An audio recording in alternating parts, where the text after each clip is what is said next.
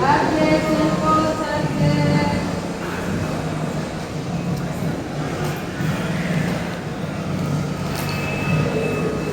Kami, ate Ana, nagluto ako ng beef broccoli.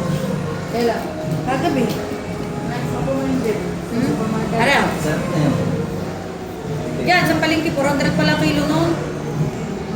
Gawa nang bumalik kami broccoli sa SNR. Na isang araw kami nagpunta. Sarap no? Hindi pa ganun ka lambok na.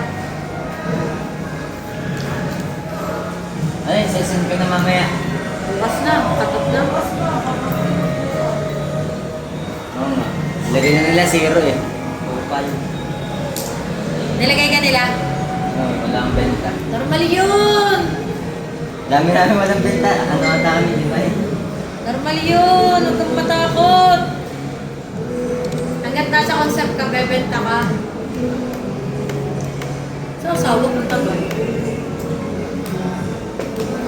Ika, ni Chloe lagi maling kasabay mo, eh. Iniwan niyo ako na yung kagabi. Diyan, tatampo na. Di ko alam gagawin ko kagabi. Bakit? Binarat pa kayo ng 3